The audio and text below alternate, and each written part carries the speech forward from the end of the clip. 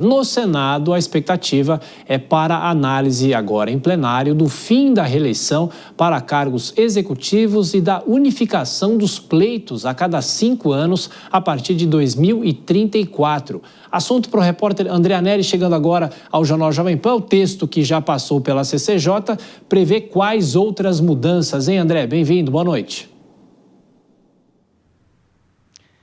Isso mesmo, Tiago, muito obrigado, boa noite a você, boa noite a todos aqui no Jornal Jovem Pan. Esse texto que teve a aprovação na Comissão de Constituição e Justiça na última quarta-feira prevê a mudança do tempo de mandato, principalmente para senadores. Atualmente eles têm um mandato de 8 anos.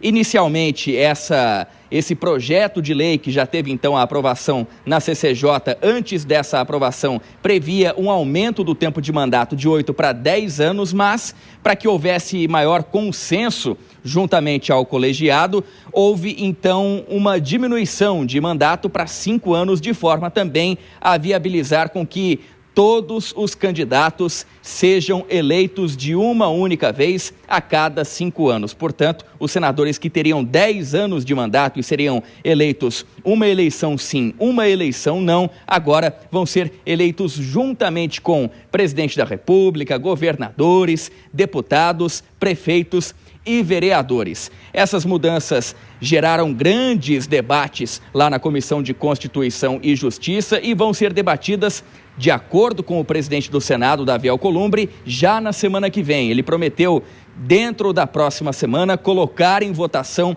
essa medida no plenário do Senado. E é uma medida que divide opiniões, que embora tenha sido aprovada na CCJ, ela ainda segue fazendo divergências dentro do Senado. De um lado, tem os apoiadores que acreditam que as eleições a cada 5 anos vão ser benéficas para o próprio Congresso Nacional, isso porque em toda eleição acaba havendo um esvaziamento do Legislativo, porque os parlamentares se dirigem até as suas bases para manifestar apoio aos demais candidatos, e isso prejudica toda a pauta de votações aqui em Brasília. E também os defensores alegam que vai haver economia do dinheiro público, uma vez que todo o processo logístico liderado pelo Tribunal Superior Eleitoral, o TSE, vai ser feito a cada 5 anos e não a cada 2 anos, como é feito atualmente. Só que do lado dos críticos existem todas as regras de transição que foram consideradas complicadas,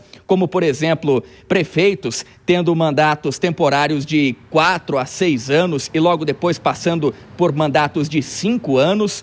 E ainda as questões relacionadas a um sobrepeso do eleitor, porque, de acordo com esses críticos, 9 candidatos precisam ser escolhidos em uma única eleição e isso acaba desviando a atenção do eleitor, que não está muitas vezes acostumado a decidir tantos cargos eletivos de uma só vez, e seria então um sobrepeso de responsabilidade para grande parte do eleitorado. Então, mesmo diante dessas divergências e com elas, o presidente do Senado, Davi Alcolumbre, promete colocar em votação a medida já na semana que vem, para que essas divergências então possam ser pelo menos discutidas junto aos demais senadores.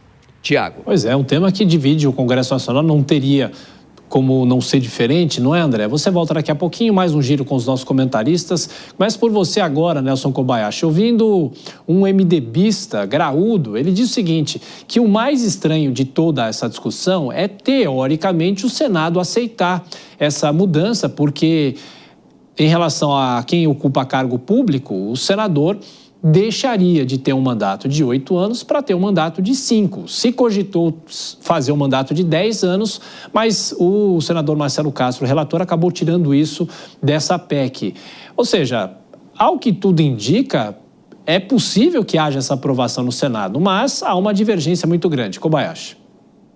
Olha, Tiago, no Senado eu até acredito que haja, sim, uma possibilidade de redução do período de mandato e, inclusive, da unificação das eleições gerais e das eleições municipais. O que eu não acredito é que isso vá adiante na Câmara dos deputados. Não em relação ao fim da reeleição para cargos do Executivo, mas da unificação. Na Câmara não há esse interesse. Nós tivemos, no ano passado, ano de eleições municipais, mais de 10% dos deputados federais sendo pré-candidatos a prefeituras. Então interessa a muitos desses parlamentares na Câmara dos Deputados que haja, no meio do mandato, uma eleição municipal, seja para ele se candidatar com chances, com viabilidade de ser ou não eleito, porque ele continua sendo deputado federal enquanto disputa a eleição, seja para simplesmente disputar e ter mais visibilidade, se tornar mais conhecido, para que na próxima eleição, 2 anos depois, para deputado federal, ele tenha mais uma vez chances de reeleição, porque se tornou conhecido em uma disputa recente na sua base eleitoral. Então, essa questão da unificação, eu não acredito que isso vá adiante. Fim da reeleição para o Executivo, eu até acho que tem boa chance de ser aprovado, mas a unificação acho muito difícil. Ô Vilela, dentro da sua expectativa para o que pode acontecer e também a sua experiência como advogado, especialista em direito eleitoral, é interessante, o André Neri traz que é possível que haja uma economia aos cofres públicos, porque teremos eleições a cada 5 anos, não mais de 2 em 2 anos. Só que existem outras correntes que dizem que a estrutura vai ser muito maior, porque serão mais candidatos, as pessoas que vão às urnas têm que votar em mais gente, ou seja, haverá um gasto maior ou menor na sua avaliação, Vilela?